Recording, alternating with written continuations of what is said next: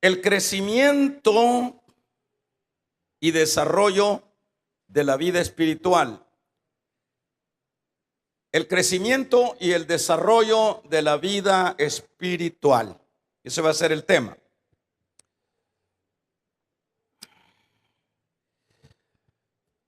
No olvidemos que esta carta es dirigida a una iglesia que, en primer lugar, ha estado pasando por persecuciones y últimamente esta iglesia a la cual se dirige Pedro está enfrentando falsas enseñanzas.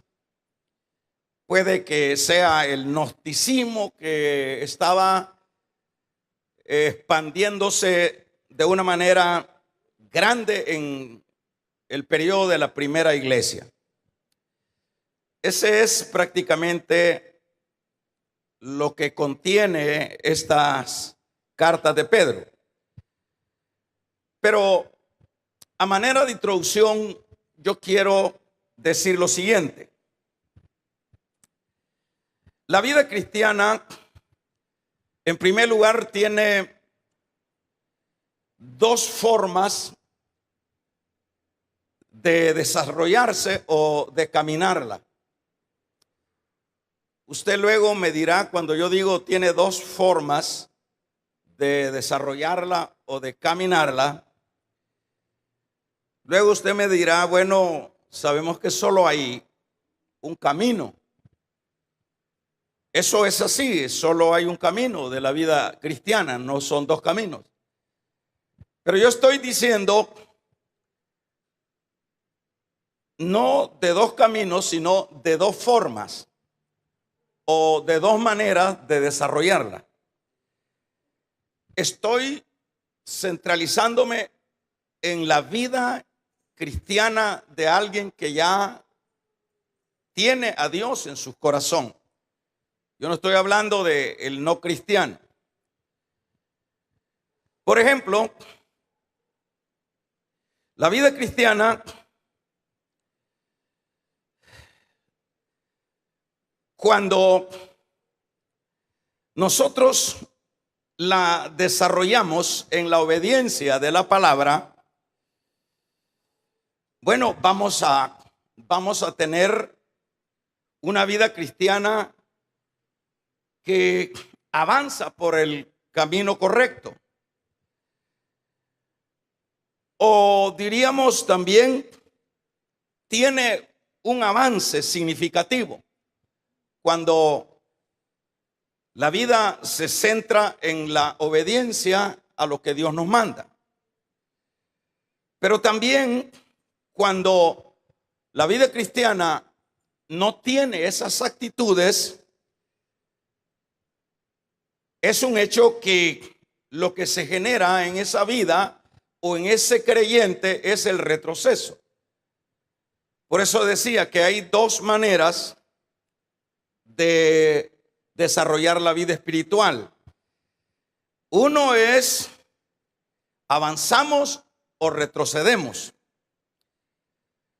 Vamos a ver, avanzamos cuando aplicamos lo que Dios nos manda a hacer. Retrocedemos cuando dejamos de hacer lo que Dios nos pide hacer. Creo que no está tan difícil entender esto. Por ejemplo, acá, cuando diríamos aplicamos las cualidades o principios o virtudes que se nos manifiesta en la palabra, a eso me refiero. Y en este caso, en este particular, estamos hablando nosotros de 7 formas, de 7 virtudes o de 7 acciones que son las que Pedro está recomendando a la iglesia a la cual se dirige. Por ejemplo, acá el apóstol Pedro está hablando en el versículo número 5: vosotros también, dice, poniendo toda diligencia, por esto mismo, añadid a vuestra fe virtud, a la virtud conocimiento, al conocimiento dominio propio, al dominio propio paciencia, y a la paciencia piedad, y a la piedad afecto fraternal, y al afecto fraternal amor. Ahí vamos a encontrar 7 aspectos que son los que Dios, por medio de Pedro, está recomendando a la iglesia que se dirige. Entonces, la idea del principio, cuando dije que iba a exponer lo que es la manera de el caminar del creyente, bien avanza o bien retrocede. Cuando los creyentes aplican, por ejemplo, en este particular, estas 7 recomendaciones, esto es un hecho que tales creyentes van a tener un avance. Porque siempre que Dios da a través de su palabra lo que son las fórmulas para que el creyente pueda desenvolverse en un mundo tan hostil como es el mundo, pues no hay duda que ese creyente va, en lugar de retroceder, va a avanzar. Entonces, cuando se aplica, por ejemplo, estos 7 aspectos que aquí mencionamos, los cuales van constantemente dándole continuidad el uno al otro para que se desarrolle. Entonces, de cumplir uno de estos o todos estos mandamientos, depende entonces el avance o el retroceso. La persona que, o el creyente, estoy específicamente hablando con creyente. El creyente que quiere avanzar en la vida espiritual, bueno, lo que tiene que hacer es aplicar los elementos o las recomendaciones que Dios le recomienda. Si a quien Pedro se está dirigiendo no está dirigiéndose a una iglesia probablemente cristiana, no se está dirigiendo al mundo, se está dirigiendo a una iglesia genuinamente cristiana, a una iglesia evangélica, pero de ellos dependía, fíjense bien, de ellos dependía el avance o el retroceso. Si ellos aplicaban lo que eran estas recomendaciones, ellos iban a avanzar. Y eso es lógico, hermanos, que siempre que el creyente aplique lo que está en este sagrado libro, la Biblia dice que por torpe que seamos, no nos vamos a extraviar. Es bien lógico. La Biblia dice, o este mismo libro dice, que lámpara es a nuestros pies su palabra. ¿Qué quiere decir cuando dice lámpara es a nuestros pies? Quiere decir que esta palabra es como una luz en medio de unas tinieblas que nos va alumbrando el camino o los pasos por donde vamos a pasar. Esto es lo que significa esta palabra. Entonces, si el creyente o si los creyentes a quien se dirige Pedro y los creyentes contemporáneos de hoy y de todo el tiempo aplicamos las recomendaciones que están en ellas, es un hecho que vamos a avanzar. Es un hecho que vamos a triunfar. Es un hecho que hermanos, vamos a tener un avance significativo. Porque de acuerdo a como uno sea estrictamente apegado a lo que está ahí, a lo que está estampado en esta palabra, de acuerdo a ese apego, si el apego es superficial, si el apego a la obediencia de la palabra es muy poco, pues muy poco es lo que se va a caminar. Y más bien se va a perder el impulso de poder avanzar. Porque el diseño de la vida espiritual, de acuerdo a como lo vemos en la palabra, es hacia el ascenso. Dice la Biblia que la senda de los justos es como la luz de la aurora. ¿Qué significa como la luz de la aurora? Bueno, eso es sencillo. Cualquier persona que tenga dos dedos de frente puede entender cuál es el mensaje que se entiende si dice que la senda es un camino. Y dice la senda del justo es el que ha sido justificado. La senda del justo es como la luz de la aurora. Yo no creo que ser humano no comprendamos ni entendamos qué significa la luz de la aurora. Desde que pasa la medianoche, ya es un hecho que dentro de pocas horas va a venir surgiendo el nuevo día. Va a venir, de acuerdo, avancen las horas, viene ya la luz del sol, los reflejos y luego lo más reflejante y luego el sol mismo que aparece.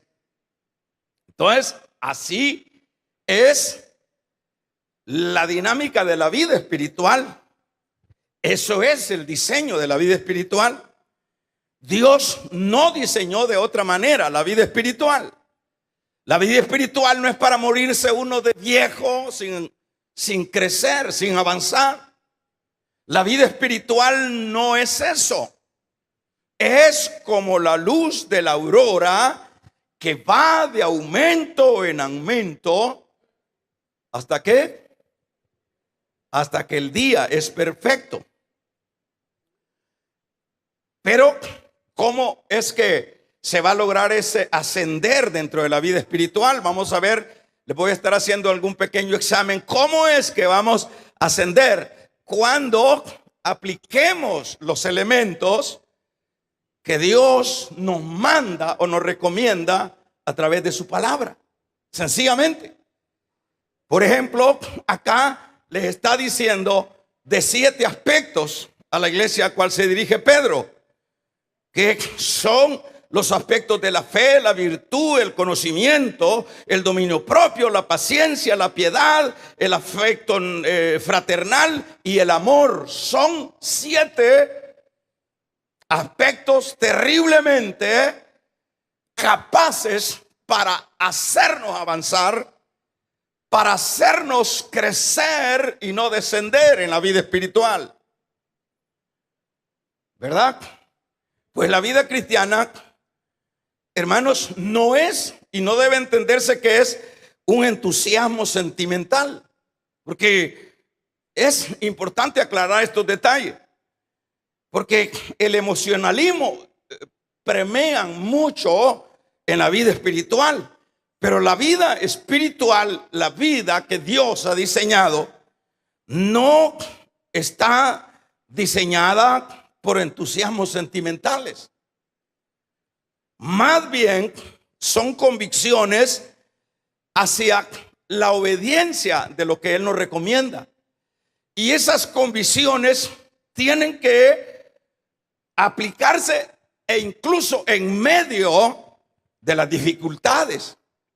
Porque a la iglesia, la iglesia en general, en términos muy generales, la iglesia no ha tenido de alguna manera reposo dentro de su recorrido en estos 2000 años. La iglesia durante estos 2000 años lo que más ha prevalecido es la persecución, lo que más se ha visto en la iglesia, hermanos, es un ataque frontal del enemigo, del mundo, sobre la iglesia del Señor para no dejarla avanzar. Pero como decíamos, que la vida cristiana no es, hermanos, un entusiasmo emocional, sino son convicciones que han de llevarnos a nosotros a obedecer a las recomendaciones de su palabra, no importa cuáles sean las condiciones que puedan haber en el camino. Esa es la vida espiritual. La vida espiritual no está consistiendo en que si yo trato de maravillas a una persona, o si usted trata de maravillas al creyente o a su consiervo, porque siempre eso es lo que nosotros anhelamos dentro de la vida espiritual. La vida espiritual no consiste en que para que nosotros podamos tener esas convicciones, que todo sea, que los astros se alineen, o dicho de otra manera, que todo sea positivo, que tengamos lo mejor en la familia, que tengamos lo mejor en la economía, que tengamos lo mejor, hermanos, en la salud, que tengamos. La vida espiritual no consiste en los aspectos puramente, hermanos, temporales. La vida espiritual no está diseñada. Es más, el Señor dijo: tendréis aflicciones. El Señor no omitió las aflicciones que tenía que haber cada creyente. O sea, en el caso nuestro, tal vez no estamos siendo, por supuesto, no tal vez, sino que no estamos siendo perseguidos como lo fue en gran parte de la iglesia del inicio. Pero eso no quiere decir que en este mismo momento no está siendo. Mucha parte de la iglesia en diferentes partes del mundo están siendo muertas y encarcelados. Pero, ¿qué es?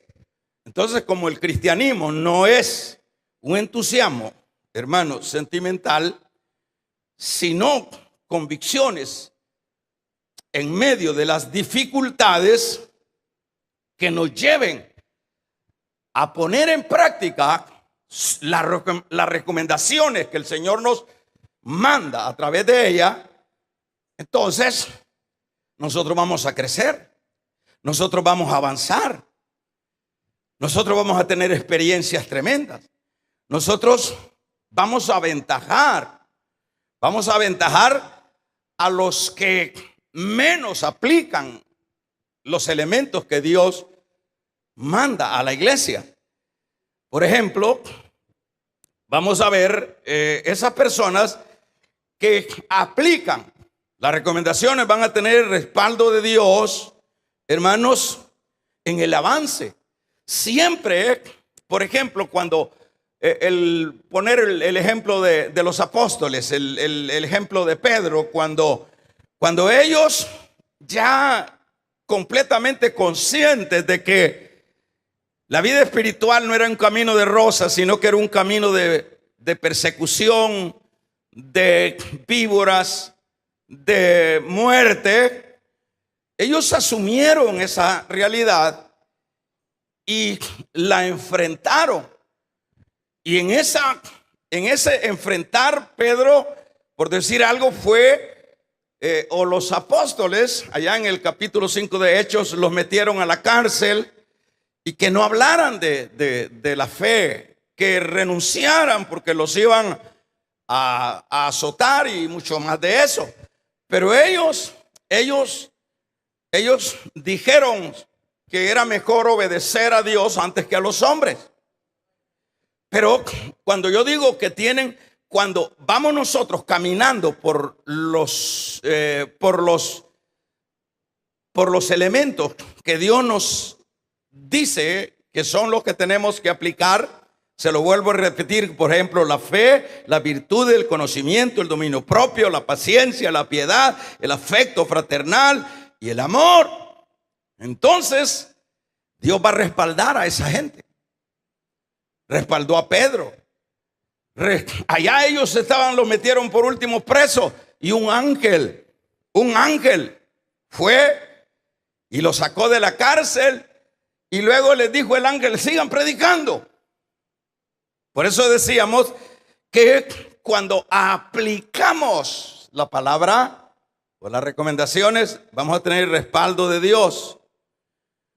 Pero cuando nosotros vamos de acuerdo a nuestra manera de entender las cosas, vi, hermano, que esto es importante, porque el evangelio yo no lo puedo entender a mi manera.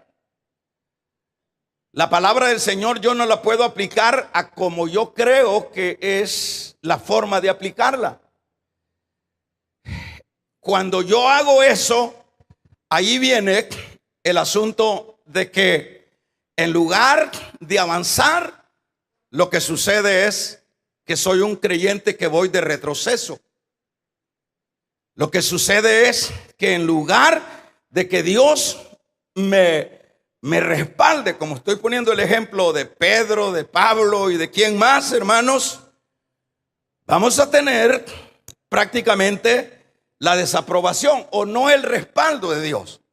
Porque quiero que se grabe esto en su cabeza, en su corazón, que de acuerdo apliquemos esta palabra, así va a ser el avance de la vida espiritual suya o mía. Pero si nuestra aplicación es una aplicación parcial, pues no puede pedir mucho. Y esto en los mejores casos parcial. Y si es como hay creyentes que en la totalidad, ellos les vale la palabra, ellos les vale la Biblia, ellos la leen y les vale. Ellos les entra, hasta la predican, pero a ellos les vale. Pero entonces no me esté diciendo que usted va a tener un avance, sino más bien como creyente. Yo no estoy cuestionando su cristianismo, sino que como creyente lo que va a tener es un retroceso. Va a ser un creyente retraído en las bendiciones de Dios. Va a ser un creyente apocado. Va a ser un creyente calamitoso en la vida espiritual. Entonces, pues, hermanos, la fuerza y seguridad en el avance solo lo vamos a tener en la obediencia. Y, por ejemplo, el peligro y el fracaso, lo que trae son las consecuencias de la no obediencia a la palabra.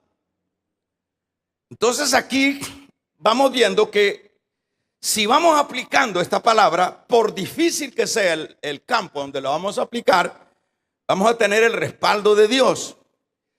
Si es lo contrario, vamos a tener la desaprobación. No estoy diciendo que usted ya no va a ser creyente. La desaprobación va a decir, como la aprobación que tuvo Jesús con su Padre: este es mi Hijo amado en quien yo tengo complacencia, ¿verdad?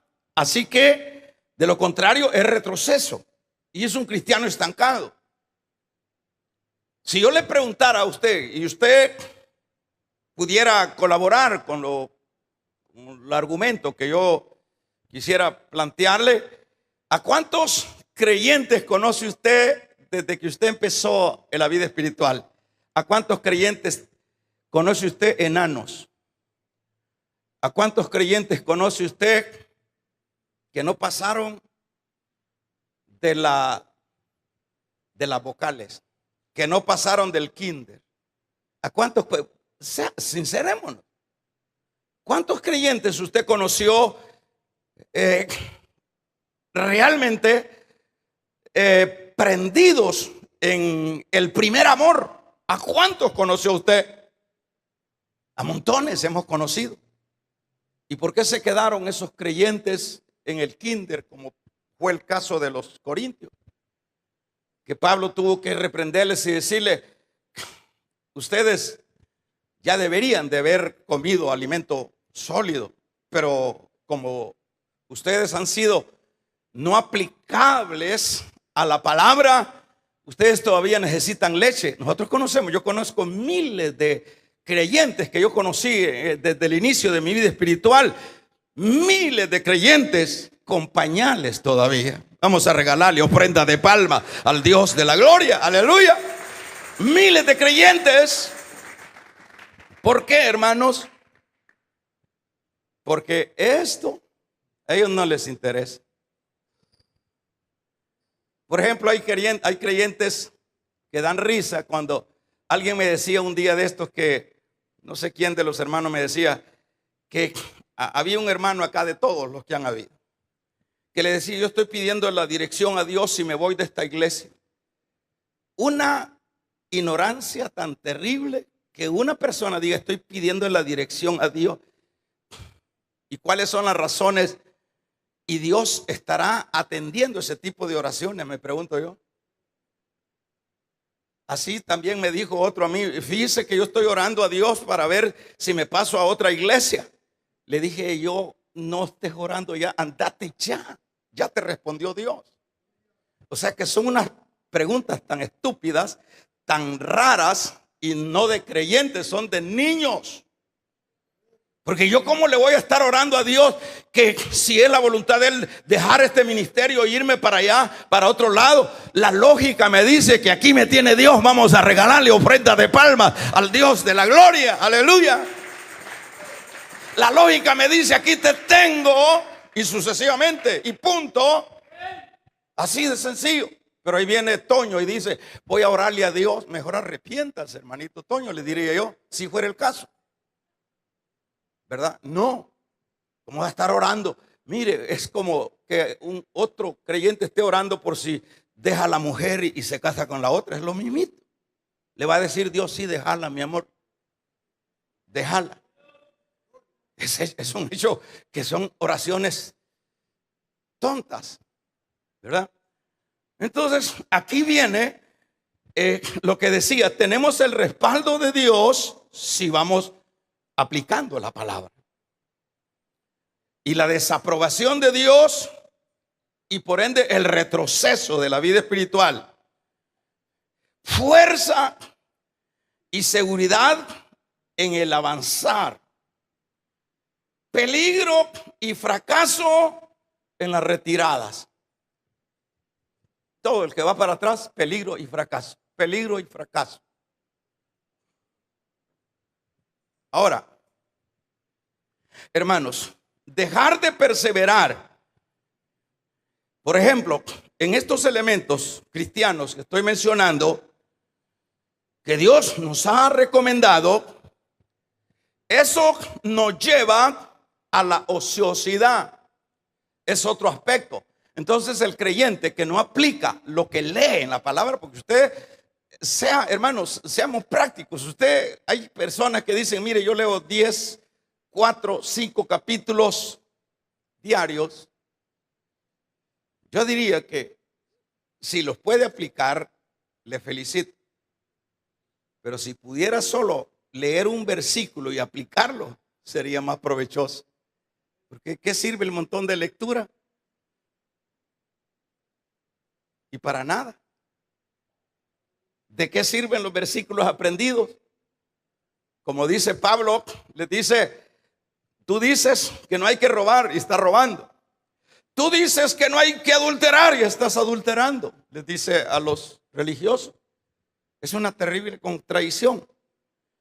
Entonces, el no aplicar los elementos, por ejemplo, que Pedro está enviando a la iglesia a la cual se dirige, hermanos, los lleva a la ociosidad. Pero no solo a la ociosidad, sino que también nos lleva a la falta de frutos. Porque tenemos que estar conscientes, hermano, que así como decíamos, a manera de que la senda del justo es como la luz de la aurora, así también la senda del justo dentro de los aspectos espirituales de Dios, demanda frutos. Entonces, solo la vida en comunión con Cristo puede ser una vida efectiva en fruto. ¿En qué sentido? Solo una vida apegada a los aspectos que el Señor recomienda puede ser verdaderamente efectiva.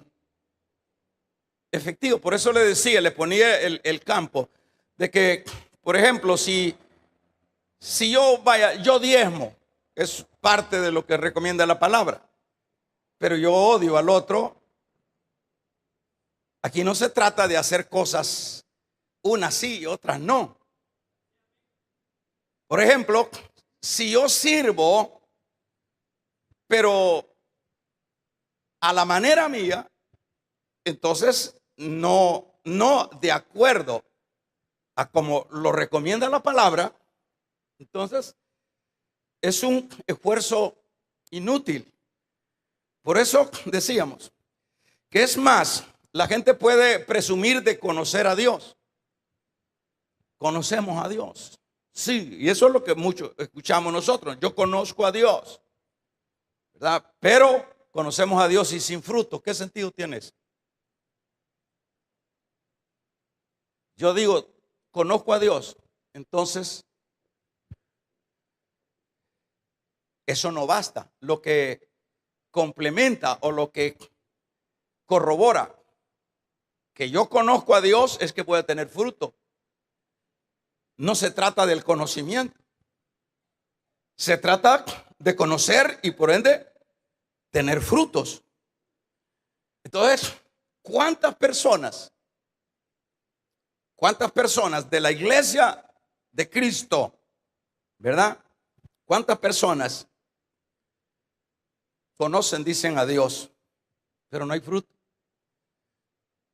Por ejemplo, yo le hago el reto a usted, hágase usted su propio examen. Usted diga, bueno, yo tengo, dice usted, 15 años de ser creyente. Revise sus frutos. Revise sus frutos. Fíjese qué importante es lo que estamos escuchando. Revisemos nuestro fruto. ¿Por qué hay que revisar? Porque yo no voy a sembrar un mango para que no me dé nada. Nadie va a sembrar un plantío de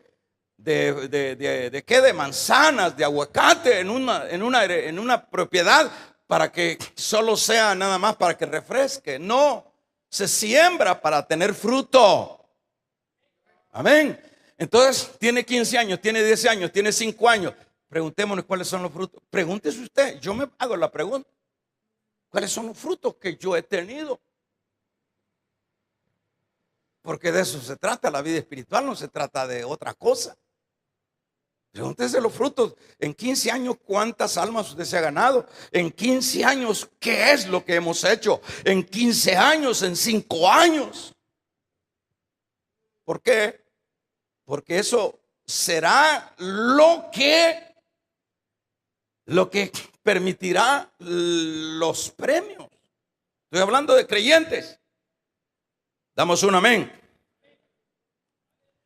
Así que, hermanos, es una cosa muy lógica. Preguntémonos. No, que yo voy a la iglesia, que yo canto mejor que un pájaro en la iglesia. ¿Y de qué sirve? Si canta mejor que un pájaro y predica mejor que un pájaro con pico de oro, ¿de qué sirve si no hay fruto? No tiene sentido. No funciona. Pero ¿por qué? ¿Por qué no hay fruto? Porque no queremos implementar los elementos que están ahí en la palabra. Que no queremos implementar. Por ejemplo, el Señor les dijo, vayan y lleven este evangelio. Y ellos fueron. Bueno, entonces en este caso, hermanos, dejar de practicar lo que conocemos nos lleva a la esterilidad, aun cuando conozcamos a Dios. ¿Verdad? Eso es lo que sucede. Fue prácticamente un creyente sin frutos. Por eso es que, mire, por ejemplo, nosotros pudiéramos tener una dinámica, es decir, en el llegar a conocer que, pues sí, no puede haber un plantillo sin el propósito de recibir un fruto, y así es Dios. Uno puede desarrollar su campo de acción para generar fruto. Por ejemplo, si usted allí al vecino, si usted en el bus, o nosotros, digamos, involucramos todo, en el bus le estamos predicando a alguien, le estamos diciendo, por lo menos solo la invitación a la iglesia, ya eso es fruto, ya eso es válido, porque estamos gastando energía en el reino. Ya eso cuenta. Pero nos suscribimos, o la iglesia se suscribe simplemente a un culto, y eso es todo, y me voy. Entonces, eso es imposible que sea el propósito de Dios. Ahora, cuando lo que vamos a ver en el versículo número 9 que está acá,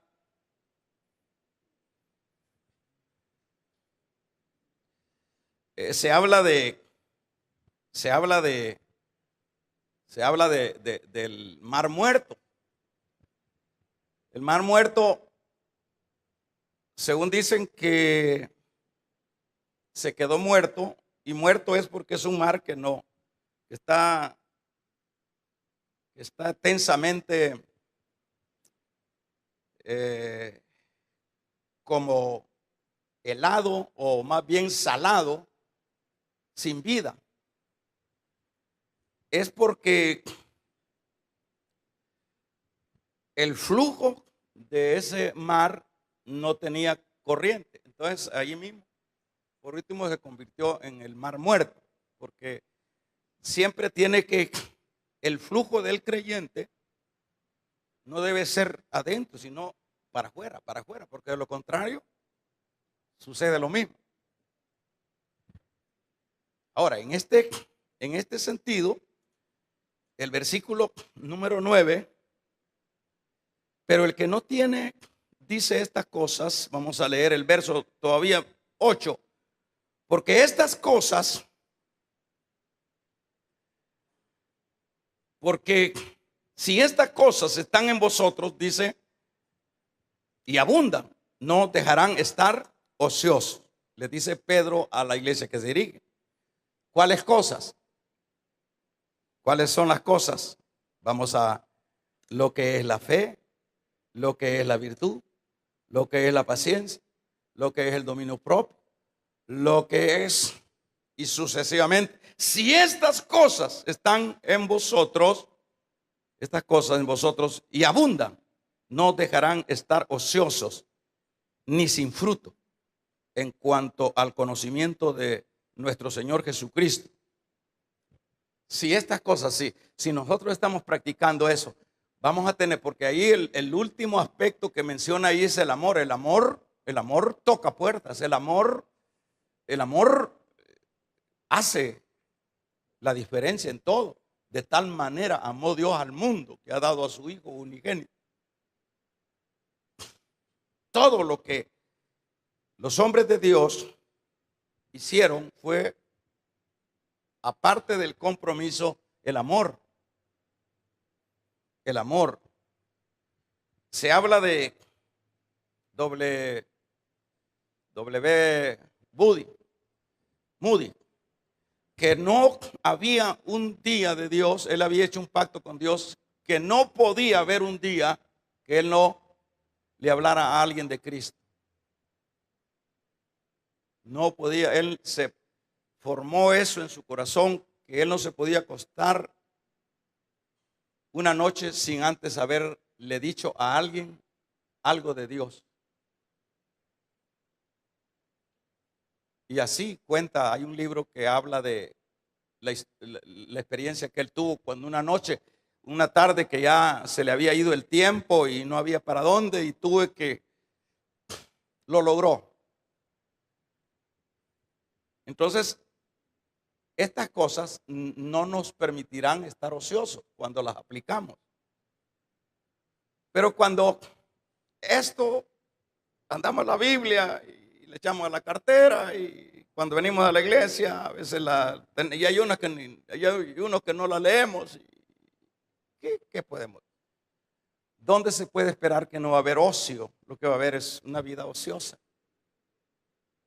Porque si hacéis estas cosas, esto no permitirá que se mantengan ociosos, dice el verso 8.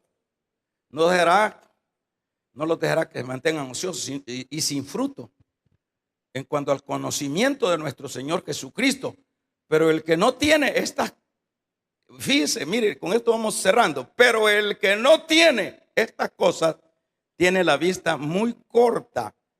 Y además de esto dice el verso 9 que es que es ciego, habiendo olvidado la purificación de su pecado. Entonces, cuando Pedro, mire lo que les está diciendo Pedro a esta iglesia. Por ejemplo, el que no aplica estas cosas, llámele en términos generales lo que está el contenido de la palabra de la Biblia en su totalidad, es un ciego. Así de sencillo. ¿Por qué? Pedro lo está viendo en el sentido que son los que viven para el presente y no viven para el futuro.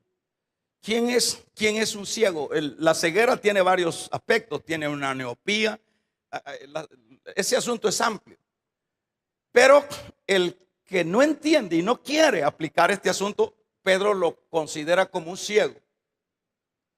Y es un ciego en la base, ¿verdad?, de que no puede ver el futuro. Entonces, qué bien el aplicar de Pedro acá. Tú, como no quieres aplicar estos principios o estas virtudes o estos elementos que estamos dando acá, entonces tú estás en la condición de un ciego, porque apenas puedes ver lo de esta tierra, pero no puedes ver lo futuro. Nosotros necesitamos una vista espiritual para poder ver, para poder contemplar. Vamos a regalarle ofrenda de palmas al Dios de la gloria. Las prioridades de este tipo de cristiano es lo temporal. ¿Cómo le llama Pedro aquí a esto? Tienes vista corta y por ende eres ciego, le dice Pedro. Son gentes que viven para lo temporal, porque ellos a saber, son cristianos, pero a saber si creen verdaderamente en el cielo. Porque si uno cree en el cielo, hermano, uno de alguna manera se motiva y se rebusca, pues. Amén. Por lo menos esa gente que cree que en Estados Unidos están los huevos de oro y que allá se recogen los dólares, hermanos, esa gente cree y se va, aunque sea que lo maten en el camino. Así deberíamos de ser nosotros. Vamos a regalarle ofrenda de palmas al Dios de la gloria. Pero hay gentes que no creen y por eso no hacen nada. Así de sencillo. Son ciegos. Sus prioridades es lo terreno. No son conscientes de lo que está por delante. Ellos no pueden alcanzar. A ver, mire, eso es peligrosísimo. Y gracias a Dios que estamos oyendo esto, porque cuesta oír estas enseñanzas, hermano. Recuerde que todos nos centralizamos en que viene Cristo y que esto y esto. Cuesta, esto es bueno lo que estamos escuchando. Por ejemplo, aquí dice Pedro, este verso número 9, pero el que no tiene estas cosas, ¿cuáles? Esos 7 aspectos. Y en términos generales, la Biblia entera, estas cosas tiene la vista muy corta y es ciego. Es un ciego. Hay creyentes ciegos que si les hablan de Cristo, si les hablan de la venida de Cristo, mira, ahora la iglesia, en términos generales, hermano, ya ni pío hace cuando hablamos del rapto. Ya no cree. Ya no hay esa esperanza, ya no hay esa motivación. Eres ciego, estás corto de vista. ¿Por qué? Porque todos nos enfocamos a lo terrenal. Tierra, trabajo, es que no puedo salir de las deudas, es que tengo que luchar, es que nadie me ayuda, es que los bancos me cierran las puertas, es que los hermanos, es que las hermanas. El problema es que no has leído que no solo de pan vivirá el hombre, sino de toda palabra que sale de la boca de Dios. Damos un fuerte gloria a Dios. Ahí está el pobre ciego. Ahí está el pobre ciego. Trabajando 18 horas y de nada le sirve. Y dice la misma palabra: por mucho que trabajes las 20, no te vas a poder añadir un codo a tu estatura. Carentes de los verdaderos valores espirituales. Esos son los que carecen de estas virtudes. Pedro acá les está hablando y les dice que ellos en estas condiciones han olvidado de dónde Dios los sacó. Eso es lo que está diciendo el verso 10. Por lo cual, bueno, el 9 todavía, han olvidado su purificación. Es decir, están tan ciegos. Pedro no está enfatizando que a la iglesia que se dirige, Pedro está dando una recomendación, que el entrar en la desobediencia de la palabra lleva al creyente a una ceguera. Y lo que está haciendo aquí es una alerta. No vayan a caer en eso ustedes, porque el que no aplica es un ciego. Y aparte de eso, ha olvidado la purificación de sus pecados.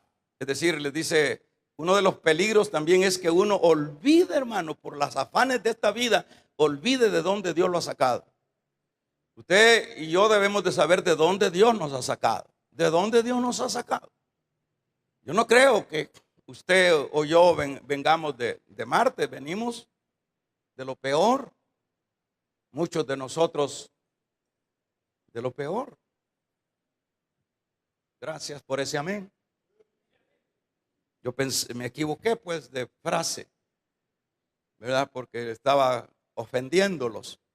Porque muchos de ustedes no saben cuál es el sabor de un trago de guaro. No saben lo que es el andar buscando brujos. Vamos a regalarle ofrenda de palma al Dios de la gloria.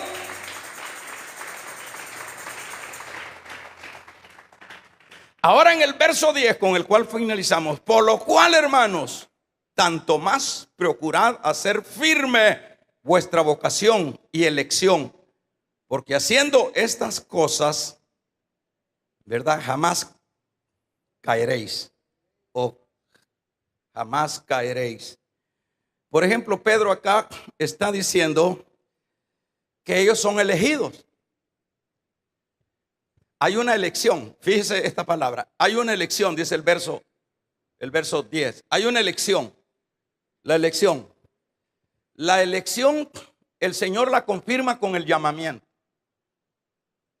Cuando el Señor nos eligió a nosotros, pero esa elección la confirma con el llamamiento. A mí me llamó. Ahí está confirmada. Pero ahora Pedro les está diciendo en este capítulo, en este versículo 10, ¿verdad?, procuren hacer firme vuestra vocación. Les está diciendo ahora a ustedes les compete confirmar esa elección. ¿Cómo la van a confirmar? Cuando caminen bajo las reglas que se les ha dado. Ahora ustedes confirmen esa elección de ese llamamiento. ¿Cómo lo va a confirmar usted o yo? Viviendo de acuerdo a las recomendaciones que se nos han dado, ¿verdad? Aquí les está diciendo, ustedes son elegidos. Y muestra que son elegidos es el llamamiento que tuvieron. Pero ahora ustedes tienen que corroborar ese llamamiento Eso es lo que le dice, confírmenlo. Entonces, todo creyente va a confirmar su llamamiento. ¿En qué sentido? En la obediencia. Todo creyente. El que no has, como siempre eso hay, está el trigo y está la cizaña. El que no es nacido de nuevo, no va a poder confirmar ese llamamiento y va a ir en contra de todo porque no está dentro del paquete de esa elección. Ahora, en el verso número 11, porque de esta manera os será otorgada amplia y generosa entrada en el reino de Dios. Cuando en el verso 11 está diciendo que cuando, fíjense los beneficios, cuando ustedes apliquen todo esto van a tener una amplia apertura. ¿Qué está diciendo? Está diciendo de los frutos, de las glorias, de las coronas que ustedes van a tener. A eso se refiere el versículo número 11.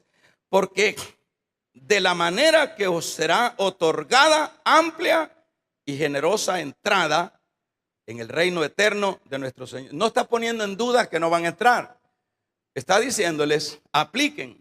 Y el aplicar les va a generar frutos y por ende los frutos les van a ampliar las coronas, les van a ampliar la puerta. Eso es lo que necesitamos nosotros entender, lo que dice Pablo a los Corintios, ¿verdad? Que si ya está el fundamento, edifiquemos sobre ese fundamento. Hay unos que edifican piedras preciosas, oro, pero otros hojarasca, madera. Entonces, ¿para qué? Para que esta iglesia se le amplíe. Dice, bien, buen siervo, en lo poco me fuiste fiel, en lo mucho te pondré. O sea que aquí no estamos trabajando, hermanos, a un patrón explotador. Yo estoy consciente, yo le trabajo a un Cristo, tengo más de 30 años de trabajarle a Cristo y yo sé que mi galardón Dios me lo tiene preparado. Y yo sé que el suyo también. Nuestro Dios no es un padre explotador, no es un patrón explotador, es un patrón que de acuerdo a cómo apliquemos nosotros la puerta, van a tener amplitud de puertas. Pónganse de pie. Padre, te damos gracias